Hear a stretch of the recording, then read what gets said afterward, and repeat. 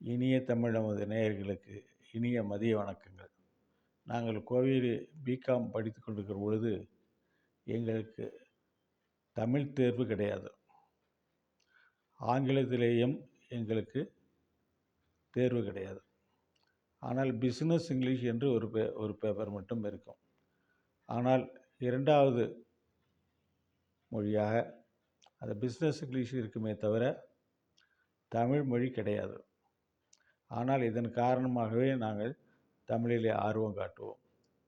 எல்லா வகுப்பும் எங்களுக்கு சிறப்பாக இருந்தாலும் கூட எங்களுக்கு மெர்கண்டைலா என்று ஒரு சப்ஜெக்ட் இருக்கும்.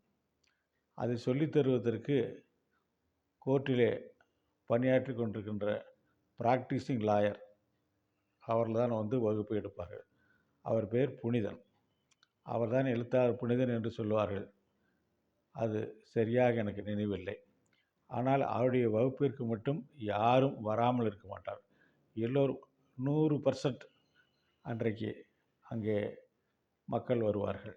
வருகை முழுவதுமாக இருக்கும். காரணம் என்னவென்றால் அவர் அந்த மெர்கண்டைலா என்ற பாடத்தை மட்டுமல்ல, வேறு அவருக்கு தெரிந்த வழக்குகளை பற்றியெல்லாம் எங்களுக்கு எடுத்துரைப்பார்கள்.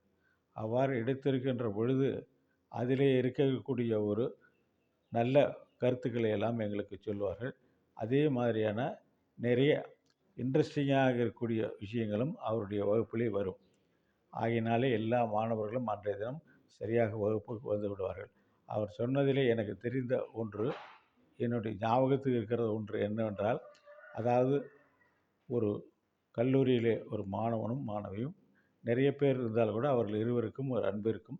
அதற்கு பின்னாலே அவர்கள் பழகி விட்டதற்கு பின்னாலே அவர்களிடத்திலே காதல் அரும்பியது. காதல் அரும்பியதற்கு பின்னாலே அவர்கள் வீட்டிலே சொல்ல முடியாத சூழ்நிலை இருந்தது. அது உங்களுக்கு தெரிந்ததே. அந்த முறையில் அவர்கள் திருமணம் செய்து கொண்டார்கள். அவர்களுடைய அந்த பெண்ணானவள் ஹாஸ்டலில் தங்கியிருந்தாள். ஆனால் திருமணத்துக்கு பின்னாலே ஒரு வீடு வாடகைக்கு எடுத்து இருவரும் அங்கே இருந்தார்கள். இந்த பெண்ணுடைய தகப்பனார் ஒரு நாள் கல்லூரியில் வந்து பார்க்கின்ற பொழுது அந்த கல்லூரியிலே அந்த பெண் வரவில்லை. ஹாஸ்டலில் சென்று பார்த்தார். அங்கேயும் அவர்கள் காலி செய்து போய்விட்டார்கள் என்று சொன்னார்கள். சொன்னதற்கு பின்னாலே அவர் தேடி கண்டுபிடித்த பொழுது மீண்டும் அந்த பெண் கல்லூரிக்கு வரும்போது பிடித்து கொண்டு விட்டார். அந்த பெண் மருந்து இவர் தெரிந்தது, ஏதோ ஒரு ஆணுடன் திருமணம் ஆகிவிட்டது என்று தெரிந்தது. திருமணம் ஆகவில்லை என்று இவள் கூறினாள். எனவே ஒரு புகாரை கொடுத்தார். இந்த புகாரை கொடுத்த உடனே அந்த காவலர்கள் எல்லாம் அதுக்கு எஃப்ஐஆர்லாம் போட்டு அந்த ஆடவன் தான் கடத்தி கொண்டு போய்விட்டான் என்று அவன் மேலே ஒரு வழக்கையும் தொடுத்தனர். வழக்கு நீதிமன்றத்திற்கு வந்தது. நீதிமன்றத்திலே இவர்கள் கொடுத்த சாட்சிகள் எல்லாம் பார்த்தோமேயானால், அந்த வீட்டு வேலைக்காரி, அந்த வீட்டுக்கு பால் கொடுப்பவன், அவருடைய எதிர் வீட்டிலே இருக்கக்கூடிய தாத்தா, இவர்கள் தான் அதனுடைய சாட்சிகள். முதலிலே அந்த வேலைக்காரி வந்தால் அவளை கேட்டார்கள், நான் வேலைக்காரியாக இருக்கிறேன், இவர்களை பார்த்தது உண்டா என்று கேட்பதற்கு முன்னாலே இவர்களுடைய வழக்கறிஞர் அந்த பெண்ணிடம் கேட்டார், ஏம்மா நீ வேலைக்காரி என்று சொல்கிறாரே, உனக்கும் இந்த வாலிபனுக்கு என்ன தொடர்பு என்று கேட்டார். அவள் தொடர்பு என்று கேட்டவுடனே அவள் எல்லாம் அலறிவிட்டார். எனக்கு எதுவுமே தெரியாது என்று ஓடிவிட்டார்.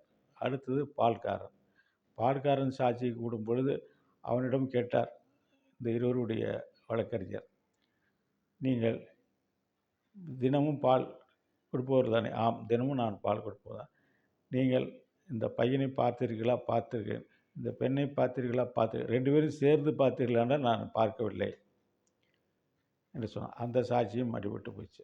அடுத்ததாக அந்த எதிர் வீட்டில் இருக்கிற கிழவர், அவருக்கு ஒரு 80 வயது இருக்கும், கண்ணாடி வேற போட்டிருக்கார்.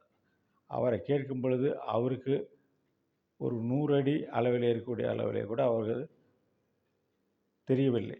எனவே 200 அடி இருக்கிற வீட்டில் இருப்பவர்கள் எப்படி உங்களுக்கு தெரியும் என்று கேட்டால் அவருக்கு சரியாக சொல்ல முடியவில்லை. அந்த சாட்சியும் அழைத்து போயிட்டது. எனவே இந்த நேரத்திலே அந்த பெண்ணுடைய தகப்பனாருடைய வக்கீலானவர் என்ன செய்தார் என்றால், திடீரென்று காலை பார்த்தார், அந்த பெண்ணுடைய காலை பார்த்தார். காலிலே மெட்டி போட்டிருந்தது. உடனே பிடித்து கொண்டார். மெட்டி எப்பொழுது போடுவார்கள்? திருமணமாகித்தானே போயிடுவார்கள். ஏன் பொய் சொல்கிறேன்னு அந்த பொண்ணு அழுக ஆரம்பித்து விட்டார். எனவே அந்த நேரத்திலே அந்த நீதிபதியானவர் ஒன்று செய்தார். இதை நிறுத்திவிட்டு அவர்கள் 2 குடும்பத்தையும் 2 வக்கீலையும் பார்த்து பேசும்படி கட்டளையிட்டு அவர்களுக்கு நல்ல உடன்பாடு ஒன்றை ஏற்பட செய்தார். அந்த 2 வக்கீல்கள் நேரிலே பார்த்து நடந்து விட்டது, இனிமேல் இதற்கு மேல் எதுவும் செய்யக்கூடாது என்று சொன்னார். ஜட்ஜ்மெண்ட் சொல்லும் பொழுது அந்த நீதிபதி என்ன சொன்னார் என்றால், அந்த பெண்ணுடைய குடும்பத்திலிருந்து இந்த பையனுக்கு எந்த விதமான ஒரு தாக்குதலும் நடக்கக்கூடாது, அவனை அவர்கள் பாதுகாப்பாக வைத்துக் கொள்ள வேண்டும் என்று அவர்களிடத்திலே உறுதி பெற்று அவர் அந்த 2 பேர்களுக்கும் ஒரு நல்ல வாழ்வு அளித்தார். இந்த வழக்கில் இருந்து நாம் தெரிந்து கொள்ள வேண்டியது என்றால், சாட்சியம் மட்டும் போதாது, அதே நேரத்திலே முக்கியமாக வழக்கங்களை எல்லாம் தெரிந்து வைத்திருக்க வேண்டும். அந்த காலிலே மெட்டி போட்டிருப்பதை கேட்பார் என்று அந்த பெண் நினைக்கவில்லை. இதன் மூலம்தான் அந்த அந்த கோர்ட்டிலே அந்த நிலைமை உருவாகியது. அதேபோல் எனது நண்பர் ஒருவர் இருந்தார். அவர் ஒரு வக்கீல். அவர் தெற்கு பகுதியிலே இருக்கக்கூடிய ஒரு பெண்ணை கல்லூரியில் படிக்கும்போது திருமணம் செய்து கொண்டு விட்டார். அவர்களும் இவரை மாப்பிள்ளையை கூப்பிட்டார்கள். உங்களுக்கு விருந்து வைக்கிறேன், நீங்கள் மதுரைக்கு வாருங்கள் என்று கூப்பிட்டார்கள். கடைசி வரையில் போகவே இல்லை. நான் அவர்கிட்ட கேட்டேன், ஏன் மாப்பிள்ளைக்கு விருந்து வைக்கிற பொழுது இதில் என்ன சிரமம், நீங்கள் போய்விடணும். அவர் சொன்னார், விருந்து வைப்பது என்பது மக்கள் சாதாரணம் பேசி கொண்டிருக்கிற விருந்தல்ல. போனால் என்னை வெட்டி விடுவார்கள். அங்கே ஆட்டை வெட்டி சமைத்து விருது கொடுப்பதற்கு பதிலாக ஆணை வெட்டி மாப்பிள்ளை வெட்டி சமைத்து விடுவார்கள். அந்த பயத்தின் காரணமாக இதுவரை நான் போகாமல் இருக்கிறேன் என்று சொன்னார்கள். எனவே இந்த நிலையெல்லாம் மாற வேண்டும். ஒரு கோர்ட்டிலே ஒரு ப்ராக்டிசிங் லாயராக இருக்கக்கூடியவர் வெறுமனே அவர் அந்த அப்ளிகேஷன் ஆஃப் மைண்ட் என்று சொல்வார்கள், அந்த முறையிலே அவர் தன்னுடைய சட்டங்களை மட்டும் பார்த்து கொண்டு இருக்கிறாமல் வழக்கம் என்ன, அந்த பகுதியினுடைய பழக்கம் என்ன என்பதை தெரிந்து கொண்டு அதற்கு தகுந்தாற்போல் அவர் தன்னுடைய மாற்றிக்கொண்டால்தான் எந்த கேஸிலையும் அவர் வெற்றி பெறுவது திண்ணம். எனவே இந்த மாதிரியான கேஸுகளெல்லாம் நிறைய அவர் சொல்வார். அதே நேரத்திலே அவர் எங்களுக்கு சொல்லித் தருவார். அது மென்சிரியா என்ற ஒரு சப்ஜெக்டை சொல்வார். மென்சிரியா என்றால் மென்டல் ஸ்டேட்டஸ். அதுக்கு உதாரணமாக அவர் சொல்வார்கள், ஒரு நண்பனை அவர்கள் வீட்டில் அழைத்து கொண்டு தங்க வைக்கிறார். ஒரு நாள் அவன் தவறுதலாக அவருடைய மனைவியிடம் நடந்து கொள்கிறான். உடனே அதை பார்த்தவுடன் இவர் எடுத்து துப்பாக்கியால் சுட்டு விடுவார். அது என்னென்னு கேட்டிங்கன்னா, அது சடன் ப்ரொவோகேஷன்.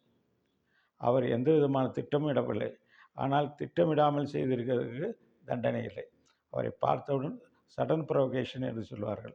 அதே மாதிரி வேறொரு கேஸிலே இந்த மாதிரி நண்பன் வீட்டுக்கு வந்தவன் தன் மனிடம் தகாத உறவை பார்த்து கொண்டதும் தனது அலுவலகத்துக்கு சென்று அங்கிருந்து துப்பாக்கி எடுத்துகிட்டு வந்து சுடுவான். இது மர்டர். அதே மாதிரி கல்பபிள் ஹோமிசைடு என்று ஒன்று சொல்வார்கள். 2 நண்பர்கள் மலைக்கு போகிறார்கள். அந்த மலையிலே அவர்கள் மதுப்பிரியர்களாக இருக்கிறார்கள். இடையிலே அவர்களுக்குள் சண்டை வருகிறது. சண்டையிலே 2 பேரும் அடித்துக் கொள்கிறார்கள். அடித்துக்கொண்டு ஒருத்தர் விழுந்து விடுகிறான். அவன் அந்த பனியின் மேலே கிடந்தபோது பனி பட்டதன் காரணமாக இறந்து போயிடுகிறான். இது மர்டர் அல்ல. அவன் அடித்து போட்டதனாலே அவன் சாகவில்லை, அங்கே பனியிலே கிடந்ததனால் அவன் சாகிறான் என்று வாதம் எடுக்கப்படுகிறது. எனவே சட்டம் இன்றைக்கு கண்டிப்பாக ஒவ்வொருவரும் பயின்று அதனுடைய பலனை அனுபவிக்க வேண்டும் என்பதே நான் சொன்னதின் நோக்கம். நான் இது பின்னாலே சட்டம் பயின்றிருக்கிற காலத்திலே அவர் எனக்கு சொல்லிக் கொடுத்த இந்த மாதிரியான பாடங்கள் எல்லாம் பின்னாலே பயன்பட்டது என்பதை சொல்லி ஜனங்கள் அனைவரும், இளைஞர்கள் அனைவரும், இளைஞர்களும் சட்டத்தை பயில வேண்டும். பயில வேண்டும் என்றால் அங்கே நேரடியாக சென்று பயில்வதல்ல, தெரிந்து கொள்ள வேண்டும் என்பதை நான் இங்கே சொல்லிக் கொள்கிறேன். நன்றி, வணக்கம்.